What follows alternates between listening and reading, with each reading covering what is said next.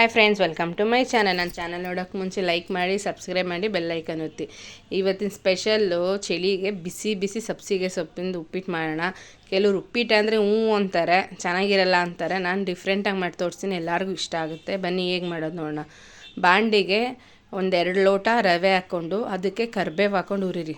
ಯಾಕೆ ಅಂದರೆ ಆ ಕರಿಬೇವು ಸ್ಮೆಲ್ಲಲ್ಲಿ ರವೆ ಹುರಿದಾಗ ತುಂಬ ಟೇಸ್ಟಾಗಿರುತ್ತೆ. ಈ ಉಪ್ಪಿಟ್ಟು ತಿಂದವರು, ಉಪ್ಪಿಟ್ಟು ಬೇಡ ಅಂದವರು ತಿಂತಾರೆ, ಆ ಥರ ಚೆನ್ನಾಗಿರುತ್ತೆ. ಕರಿಬೇವು ಗೊತ್ತಲ್ಲ, ಕ್ರಿಸ್ಪಿಯಾಗಿ ಆಗೋವರೆಗೂ ರವೆ ಹುರ್ಕೊಳ್ಳಿ. ಚೆನ್ನಾಗಿ ಫ್ರೈ ಮಾಡ್ಕೊಳ್ಳಿ. ತುಂಬ ಸೀಸಕ್ಕೆ ಹೋಗ್ಬಿಡಿ, ಸೀದೋದ್ರೆ ಚೆನ್ನಾಗಿರಲ್ಲ. ಒಂಥರ ಕೆಲವ್ರಿಗೆ ಉಪ್ಪಿಟ್ಟು ಇಷ್ಟ ಆಗಲ್ಲ, ಆದರೆ ಈ ಥರ ಟ್ರೈ ಮಾಡಿ, ಇನ್ನೂ ತಿನ್ನೋಣ ಅಂತ ಅನಿಸುತ್ತೆ. ತುಂಬ ಚೆನ್ನಾಗಿರುತ್ತೆ, ಟ್ರೈ ಮಾಡಲೇಬೇಕು. ಚಳಿಗೆ ಅಂತೂ ಬಿಸಿ ಬಿಸಿ ಉಪ್ಪಿಟ್ಟು ತಿಂದರೆ ಯಾರಿಗುಂಟು ಯಾರಿಗಿಲ್ಲ ಅಲ್ವಾ. ಚೆನ್ನಾಗಿ ಫ್ರೈ ಮಾಡಿ, ಕರಿಬೇವು ಹಾಕೋದ್ರಿಂದ ಸ್ಮೆಲ್ಲು ಚೆನ್ನಾಗಿರುತ್ತೆ, ಗಮ್ಮನ್ನುತ್ತೆ. ನೋಡಿ, ಅದು ಹುರಿದಿದೆ ಆಲ್ರೆಡಿ, ಸ್ವಲ್ಪ ಕೆಂಪಗಾಗಿದೆ. ಸೈಡಲ್ಲಿ ಎತ್ತಿಕ್ಕೊತೀನಿ. ಬೇಕು ಅಂತ ಒಣಮೆಣ್ಸಿನ್ಕಾಯಿ, ಹಸಿಮೆಣ್ಸಿನ್ಕಾಯಿ, ಕರಿಬೇವು, ಈರುಳ್ಳಿ ಮತ್ತು ಸಬ್ಸಿಗೆ ಸೊಪ್ಪು, ಮತ್ತು ಇದಕ್ಕೆ ವೆಜಿಟೇಬಲ್ ಏನಾರು ಹಾಕೊಬೋದು. ಕ್ಯಾರೆಟು, ಬೀನ್ಸ್ ಮಾತ್ರ ಹಾಕ್ಕೊತಾ ಇದ್ದೀನಿ, ಟೊಮೆಟೊ.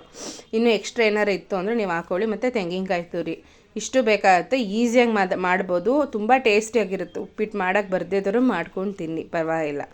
ಈಗ ಇದಕ್ಕೆ ಸ್ವಲ್ಪ ಬಾಣಲಿಗೆ ಎಣ್ಣೆ ಹಾಕೋಣ. ಸ್ವಲ್ಪ ಎಣ್ಣೆ ಜಾಸ್ತಿನೇ ಇರಲಿ, ಯಾಕಂದರೆ ಉಪ್ಪಿಟ್ಟಿಗೆ ಎಣ್ಣೆ ಜಾಸ್ತಿ ಇದ್ದಷ್ಟು ರುಚಿ ಜಾಸ್ತಿ, ಆವಾಗೇ ಟೇಸ್ಟ್ ಬರುತ್ತೆ. ಉಪ್ಪಿಟ್ಟಿಗೆ ಕಮ್ಮಿ ಎಣ್ಣೆ ಹಾಕ್ಬಿಟ್ರೆ ಚೆನ್ನಾಗಿರಲ್ಲ.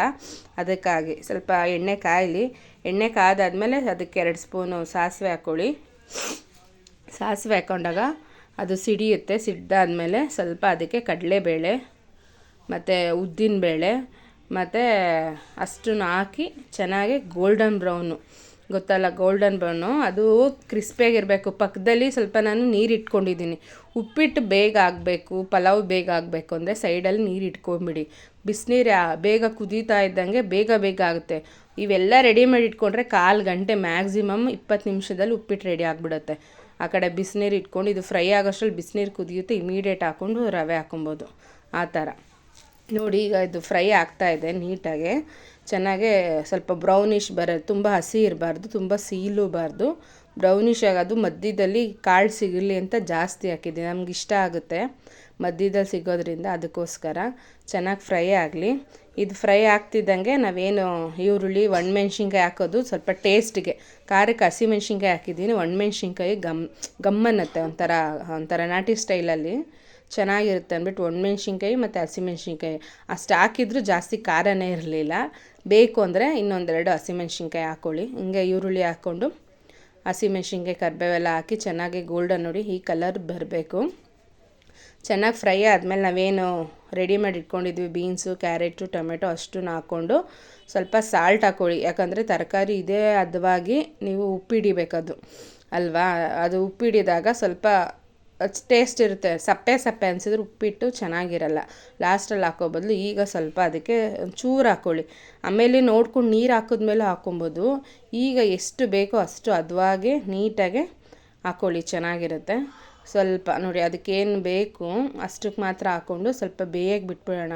ಟೊಮೆಟೊ ಮತ್ತು ಬೀನ್ಸು, ಕ್ಯಾರೆಟೆಲ್ಲ ಹಾಫ್ ಬಾಯ್ಲ್, ಕ್ರಂಚಿಯಾಗಿದ್ದರೂ ಚೆನ್ನಾಗಿರುತ್ತೆ. ಸ್ವಲ್ಪ ಬೇಯಕ್ಕೆ ಬಿಟ್ಬಿಡೋಣ, ಬೇಯಲಿ. ನೋಡಿ, ಆಲ್ಮೋಸ್ಟ್ ನೋಡಿ ಈ ಲೆವೆಲ್ಗೆ ಬೆಂದಿದೆ. ಇದಕ್ಕೆ ಸಬ್ಸಿಗೆ ಸೊಪ್ಪು ಮೇನ್ ಇಂಗ್ರೀಡಿಯೆಂಟ್ಸೇ ಅದಲ್ವಾ. ಸಬ್ಬಾಗೆ ಸೊಪ್ಪು ಚೆನ್ನಾಗಿ ತೊಳೆದು ಸಣ್ಣಕ್ಕೆ ಹಚ್ಚಿಟ್ಕೊಂಡಿದ್ದೀನಿ. ಇದನ್ನು ಸ್ವಲ್ಪ ಎಣ್ಣೆಲೇ ಫ್ರೈ ಮಾಡ್ಕೊಳ್ಳೋಣ. ಇದನ್ನು ಜಾಸ್ತಿ ಬೇಯಿಸೋ ನೆಸೆಸಿಟಿ ಇಲ್ಲ, ಚೆನ್ನಾಗಿ ಇದರಲ್ಲೇ ಫ್ರೈ ಆಗಲಿ. ಅದು ಫ್ಲೇವರ್ ಬರುತ್ತೆ, ಬೇಯ್ತಾ ಅದು ಸ್ವಲ್ಪ ಕಮ್ಮಿ ಅದಕ್ಕೆ ಬರುತ್ತೆ, ತುಂಬ ಟೇಸ್ಟಾಗಿರುತ್ತೆ. ಇದಕ್ಕೆ ಸ್ವಲ್ಪ ಅರಿಶಿನ ಹಾಕೊಬೋದು, ಕಲರ್ ಬೇಕು ಅಂದವರು. ಇಲ್ಲ ಸಾಂಬಾರು ಪುಡಿ ಹಾಕ್ಕೊಂಡ್ರೆ ಸ್ವಲ್ಪ ಬೇರೆ ಟೇಸ್ಟ್ ಬರುತ್ತೆ. ನಾನು ಪ್ಯೂರ್ ಮಾಡ್ತಾಯಿದ್ದೀನಿ, ಏನು ಎಕ್ಸ್ಟ್ರಾ ಆ್ಯಡ್ ಮಾಡ್ತಿಲ್ಲ. ನೋಡಿ, ಇದಕ್ಕಾದಮೇಲೆ ಸ್ವಲ್ಪ ಉಪ್ಪು ಬೇಕು ಅನಿಸ್ತು. ಈಗ ನೀರು ಹಾಕ್ಕೊಳ್ಳೋ ಟೈಮ್ ಅಲ್ವಾ, ಅದಕ್ಕೆ ಉಪ್ಪು ಸೊಪ್ಪಿಗೆಲ್ಲ ನೀಟಾಗಿ ಹಿಡೀಲಿ ಅಂದ್ಬಿಟ್ಟು ಸ್ವಲ್ಪ ಹಾಕ್ಕೊಂಡೆ. ಈಗ ಪಕ್ಕದಲ್ಲೇ ನೀರು ಕುದೀತಾ ಇದೆ ನೋಡಿ, ಅಲ್ಲಿ ಕುದಿಯುತ್ತಾ ಇದೆ, ಆಲ್ಮೋಸ್ಟು ಕುದ್ದಿದೆ. ಅದಕ್ಕೆ ನಾವು ಯಾವತ್ತೂ ಅಷ್ಟೇ, ನಾವು ಆ ಲೋಟಕ್ಕೆ ಅದಾಗ ಗೊತ್ತಾಗಿಲ್ಲ ಅಂದರೆ ಸ್ವಲ್ಪ ಸೈಡಲ್ಲಿ ಬಿಸಿನೀರು ಇಟ್ಕೊಂಬಿಡಿ, ಅದ್ವಾಗಿ ಉಪ್ಪಿಟ್ಟು ಚೆನ್ನಾಗಾಗುತ್ತೆ. ಈಗ ಇದೆಲ್ಲ ಫ್ರೈ ಆಗಿದೆ. ಈಗ ನೀರು ಹಾಕ್ಕೊತಿದ್ದೀನಿ, ಒಂದು 3-4 ಲೋಟದಷ್ಟು ನೀರು ಹಾಕ್ಕೊತಾ ಇದ್ದೀನಿ, ಬಿಸಿ ನೀರಾಗಿರೋದ್ರಿಂದ.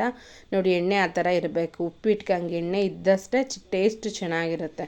ನೋಡಿ ಇಷ್ಟು ಹಾಕೊಂಡಾಗ್ದ ನೀವು ಈ ಹದದಲ್ಲಿ ನೀವು ರುಚಿ ನೋಡ್ಕೊಬೇಕು. ಕುದೀತಾ ಇರುತ್ತಲ್ವ, ನಿಮಗೀಗ ಅದು ನೀರು ಅದೇನು ಟೇಸ್ಟ್ ಮಾಡಬೇಕಂದ್ರೆ ಸ್ವಲ್ಪ ಉಪ್ಪು పొಡಿಬೇಕು. ಯಾಕಂದ್ರೆ ರವೆ ಹಾಕಿದಾಗ ಅದೆಲ್ಲ ಎಳ್ಕೊಂಬಿಡುತ್ತೆ. ಆವಾಗೇ ಕರೆಕ್ಟಾಗಿತ್ತು ಅಂತ ಅಂದರೆ ರವೆ ಹಾಕಿದ್ಮೇಲೆ ಸಪ್ಪೆ ಆಗಿಬಿಡುತ್ತೆ. ಅದಕ್ಕಾಗಿ ನಾವೇನೀಗ ಟೇಸ್ಟ್ ಮಾಡ್ತೀವಿ ಅದು ಸ್ವಲ್ಪ ಉಪ್ಪಾಗೇ ಇರಬೇಕು.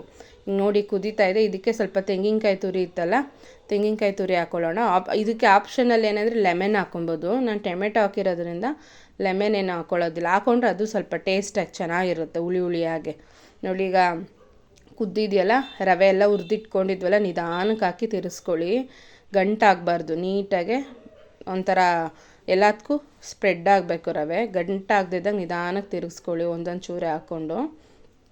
ಅದೇನಂದರೆ ಅದು ಗಂಬ್ಲನೇ ಒಂಥರ. ಆ ಸಬ್ಸಿಗೆ ಸೊಪ್ಪು ನಾರ್ಮಲ್ ಉಪ್ಪಿಟ್ಗೂ ಸಬ್ಸಿಗೆ ಉಪ್ಪಿಟ್ಗೂ ನೀವು ಟ್ರೈ ಮಾಡಿ, ನನಗೆ ಕಮೆಂಟ್ ಮಾಡಿ. ಬಿಸಿ ಹೇಗಂದರೆ ನೈಟು ಏನು ಅಡುಗೆ ಇಲ್ಲದಿದ್ದಾಗ ಈ ಚಳಿಗೆ ಅನ್ನ ಸಾಂಬಾರು ಚಪಾತಿ ಮುದ್ದೆ ಏನೂ ಮಾಡೋಕ್ಕಾಗದಿದ್ದಾಗ ಇಷ್ಟು ಸಿಂಪಲಾಗಿ ಮಾಡ್ಕೊಳ್ಳಿ. ಸಿಂಪಲಾಗಿ ಟೇಸ್ಟು ರುಚಿಯಾಗಿರುತ್ತೆ. ಈಗ ಒಂದು ಪ್ಲೇಟ್ ಮುಚ್ಚಿಬಿಟ್ಟು ಸ್ವಲ್ಪ ಬಿಡೋಣ, ಅದು ಬೇಯಕ್ಕೆ ಬಿಡೋಣ. ನೋಡಿ ಈಗ ಆಲ್ಮೋಸ್ಟ್ ಪ್ಲೇಟ್ ಮುಚ್ಚಿದೆ, ಆಗಿದೆ. ಈ ಹದದಲ್ಲಿ ಸ್ವಲ್ಪ ಕೊತ್ತಂಬರಿ ಸೊಪ್ಪು ಹಾಕ್ಕೊಳ್ಳೋಣ. ಕೊತ್ತಂಬರಿ ಹಾಕಬಹುದು, ಸಬ್ಸಿಗೆ ಸೊಪ್ಪು ಅದು ಸ್ಮೆಲ್ ಬರುತ್ತೆ, ಆದರೂ ಲಾಸ್ಟಲ್ಲಿ ಅದು ಇರಲೇಬೇಕು. ನೋಡಿ ಈ ಹದದಲ್ಲಿ ಬೇಕಾದ್ರೆ ಲೆಮನ್ ಹಾಕ್ಕೊಳ್ಳೋರು ಹಾಕ್ಕೊಬೋದು. ನೋಡಿ ಇಷ್ಟು ಚೆನ್ನಾಗಾಗಿದೆ, ಸಾಫ್ಟಾಗಿದೆ, ತುಂಬ ಉದ್ದುದ್ರಾಗೂ ಇಲ್ಲ, ತುಂಬ ಚೆನ್ನಾಗಿದೆ. ನೀವು ನಿಮ್ಮ ಮನೇಲಿ ಟ್ರೈ ಮಾಡಿ, ಚಳಿಗಾಲಕ್ಕೆ ತುಂಬ ಸೂಪರ್ ಟೇಸ್ಟಿಯಾಗಿರುತ್ತೆ. ಈ ಹದದಲ್ಲಿ ಆಗಿ ಆಲ್ಮೋಸ್ಟ್ ರೆಡಿ ಇದೆ. ಈಗ ಸರ್ವ್ ಮಾಡೋಣ. ನೋಡಿ ಸರ್ವ್ ಮಾಡ್ತಾಯಿದ್ದೀನಿ. ಹೀಗೆ ನಿಮ್ಮ ಮನೇಲಿ ಟ್ರೈ ಮಾಡಿ. ನನ್ನ ಚಾನಲ್ನ ಸಪೋರ್ಟ್ ಮಾಡ್ತಾಯಿರಿ. ಹೊಸ್ದಾಗಿ ನೋಡೋರು ನನ್ನ ಚಾನಲ್ನ ಸಬ್ಸ್ಕ್ರೈಬ್ ಮಾಡಿ, ಹೀಗೆ ಸಪೋರ್ಟ್ ಮಾಡಿ. ಇನ್ನು ಮುಂದೆ ವೀಡಿಯೋಗಳು ಹಾಕ್ತಾಯಿರ್ತೀನಿ. Thank you for watching.